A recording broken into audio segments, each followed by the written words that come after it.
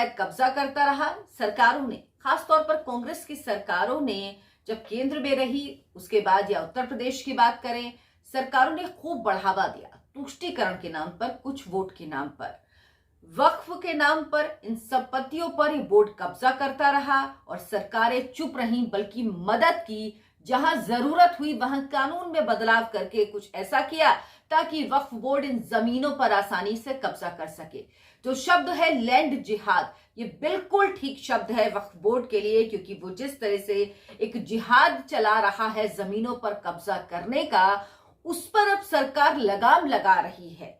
नमस्कार, बहुत बहुत स्वागत है आपका। आपके साथ मैं हूं अर्चना सिंह। आप देखना शुरू कर चुके हैं राष्ट्रपथ।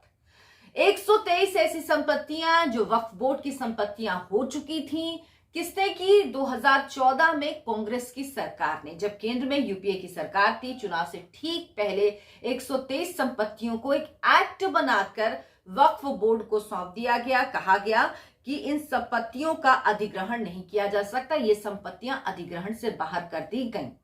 और ये सब कुछ 2014 के चुनाव के पहले किया गया। इतनी जल्दी क्या थी आखिर? जाहिर सी बात है, कांग्रेस पार्टी को उस वक्त 2014 में लगा होगा कि लोकसभा चुनाव होने वाले हैं, एन चुनाव के पहले की ये बात है, मुस्लिम वोट मिल जाएंगे और लगा था दिल्ली में अगर ये होगा तो इसका असर पूरे देश में होगा।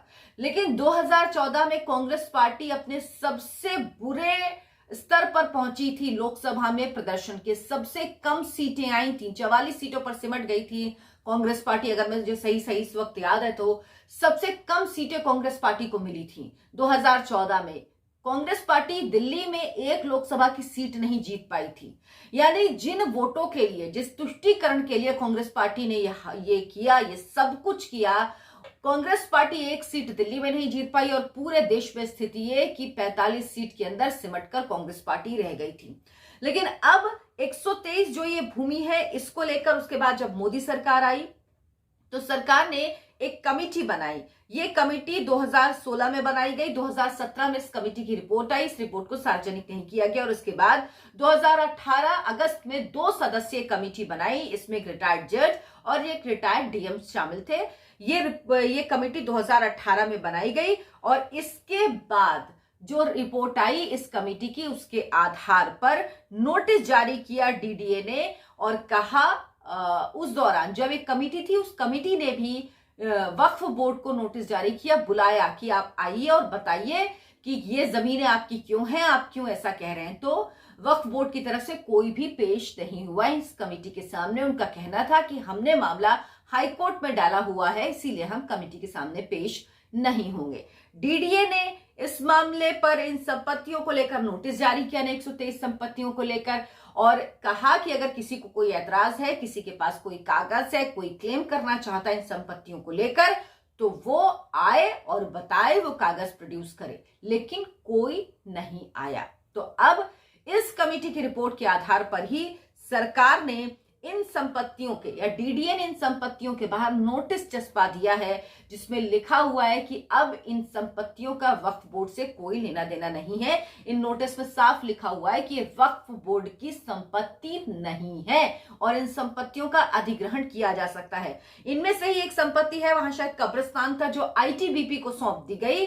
वहां पर आईटीबीपी अब अपने उपयोग में उस भूमि को लाएगा। इसको लेकर वक्फ बोर्ड हाई कोर्ट गया, वहां उसकी पिटीशन खारिज हो गई। सुप्रीम कोर्ट गया, वहां पे भी उसकी पिटीशन खारिज हो गई।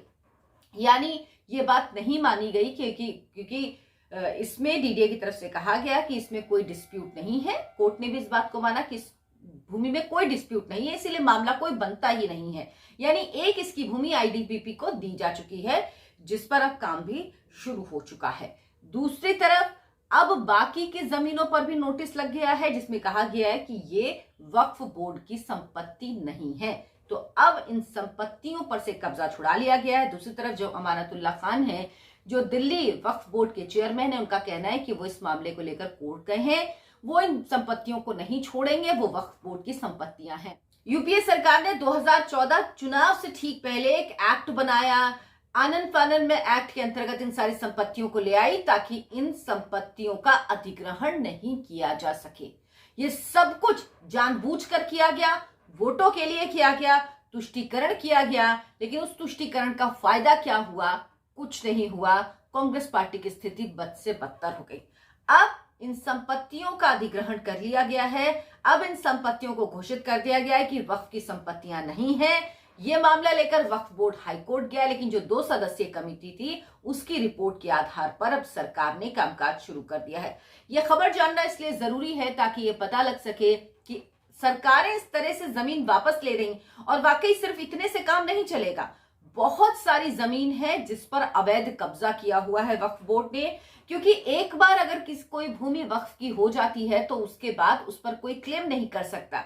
और आपको अभी हाल का कुछ समय पहले का मामला है, उसके बाद ही वक्फ की संपत्तियों को लेकर चर्चा शुरू हुई, जब तमिलनाडु का एक गांव जहां पर एक मंदिर था, 1000 साल पुराना मंदिर, उसको लेकर वक्फ ने दावा किया कि ये वक्फ की संपत्ति हो चुकी है। वक्फ बोर्ड ने दावा किया। जब एक व्यक्ति अपनी जमीन को बेचने के लिए गया तब उसको पता लगा कि उसकी जमीन उसकी नहीं है, तो वक्फ हो चुकी है, वक्फ बोर्ड की जमीन है ये। तो उसके बाद ये पूरी चर्चा शुरू हुई।